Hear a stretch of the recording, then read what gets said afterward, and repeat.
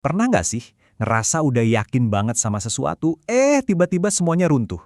Hari ini kita akan menelusuri sebuah perjalanan, ya, dari kebingungan total sampai menemukan sebuah kekuatan yang nggak terduga. Kita akan lihat lewat dua kisah yang kelihatannya kuno, tapi ternyata relevan banget sama hidup kita sekarang. Kita semua pasti pernah ngalamin ini kan? Momen, oh ternyata ini toh, pas kita akhirnya sadar sama sesuatu yang sebenarnya dari kemarin-kemarin udah ada di depan kita. Nah, pertanyaan inilah yang jadi inti dari pembahasan kita kali ini. Oke, kita mulai ya. Coba bayangin kita lagi ada di sebuah jalan berdebu menuju Emmaus. Suasananya suram banget. Ini cuma beberapa hari setelah penyaliban. Buat para murid, dunia mereka tuh rasanya hancur, dan semua harapan mereka seolah-olah ikut terkubur. Coba deh, rasakan beratnya langkah kaki mereka. Setiap langkah menjauhi Yerusalem, itu ibarat langkah yang menjauhi harapan. Mereka terus aja ngobrolin kejadian yang baru lewat. Mencoba mencari secercah makna di tengah tragedi yang bikin semua keyakinan mereka goyah. Nah, di tengah putus asa mereka, tiba-tiba ada seseorang yang nggak dikenal gabung. Dia jalan di samping mereka, dengerin obrolan mereka. Anehnya, walaupun orang ini dekat banget, ada sesuatu, kayak selubung gitu, yang bikin mereka sama sekali nggak ngenalin siapa dia. Polos banget, mereka curhat habis-habisan ke orang asing ini. Mereka cerita tentang betapa besarnya harapan mereka ke Yesus dan gimana hancurnya mereka pas lihat dia disalib. Coba bayangin, betapa ironisnya ini. Mereka lagi ngeluhin kehilangan Yesus kepada Yesus sendiri. Nah, puncaknya nih, pas salah satu murid Kleopas nanya dengan heran, "Masa sih cuma kamu satu-satunya orang di Yerusalem yang nggak tahu apa yang terjadi?"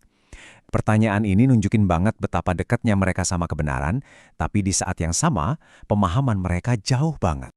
Oke, perjalanan yang penuh kabut kebingungan ini bakal segera sampai ke puncaknya.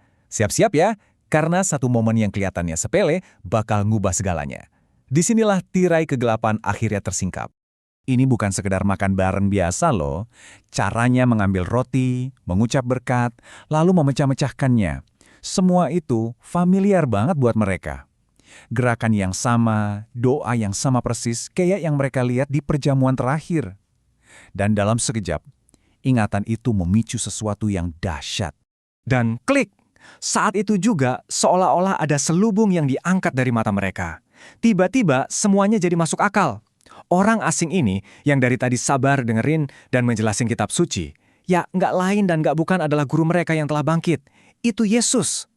Anehnya, pas banget mereka sadar siapa dia, ia langsung lenyap dari pandangan. Kenapa? Karena kehadiran fisiknya udah nggak dibutuhin lagi. Pengenalan itu sendiri udah membakar di dalam hati mereka. Ninggalin rasa hangat, heran, dan sebuah kepastian yang nggak tergoyahkan. Terus apa yang terjadi kalau hati yang tadinya dingin dan bingung, sekarang jadi berkobar-kobar? Pengenalan itu bukan akhir cerita loh, justru itu percikan api yang nyalain sebuah kuasa yang nyata. Nah, sekarang kita lihat gimana api iman ini diubah jadi tindakan yang mengguncang dunia. Lupain deh para murid yang tadi jalan lesu ngejauhin Yerusalem. Sekarang kita lihat Petrus dan Yohanes. Mereka nggak lagi jalan menjauh, tapi melangkah dengan gagah menuju pusat kehidupan rohani, Bait Allah. Langkah mereka penuh tujuan, didorong oleh kepastian karena udah ketemu Kristus yang bangkit. Di gerbang yang megah itu, mereka ketemu pemandangan yang kontras banget. Seorang pria yang lumpuh dari lahir. Bayangin, tiap hari dia duduk di situ, lihat ribuan orang lewat. Hidupnya tergantung sama koin-koin belas kasihan orang. Pria itu ngarepnya ya wajar, dikasih uang. Sesuatu yang bisa bantu dia hari itu.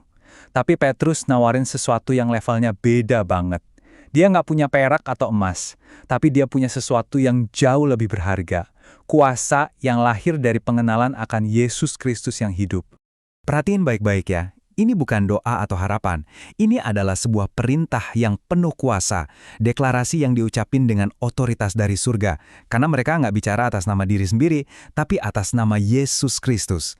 Dan lihat hasilnya, instan dan total. Nggak ada tuh proses penyembuhan bertahap. Dalam sekejap iman diubah jadi tindakan, dan tindakan itu ngelepasin mujizat. Kaki yang seumur hidup nggak pernah nopang badan, tiba-tiba jadi kuat. Pria itu nggak cuma sembuh, dia loncat, jalan, dan memuji Tuhan. Oke, setelah kita lihat dua kisah yang kuat banget ini, apa ya benang merah yang bisa kita tarik? Yuk kita rangkum perjalanan luar biasa ini, dari mata yang tertutup sampai ke tangan yang bisa menyembuhkan. Nah, ini dia polanya. Dan ini juga berlaku buat kita. Semuanya dimulai dari sebuah momen pengenalan, saat kita sadar akan kehadiran ilahi dalam hidup kita. Pengenalan itu kemudian jadi bahan bakar, ngelepasin kuasa yang mengubah kita dari dalam, dan memberdayakan kita untuk jadi sumber kekuatan buat orang lain. Mari kita hening sejenak dan resapi doa ini. Anggap ini sebagai undangan personal buat kita semua. Untuk membuka hati lebih lebar lagi, supaya kita nggak cuma menyambut kehadirannya, tapi juga bisa jadi pembawa kehadiran itu setiap hari.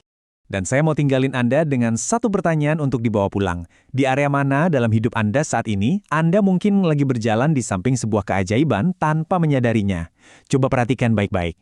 Karena mungkin, seperti Petrus, Anda akan menemukan bahwa apa yang Anda miliki untuk diberikan, ternyata jauh lebih bernilai daripada emas dan perak.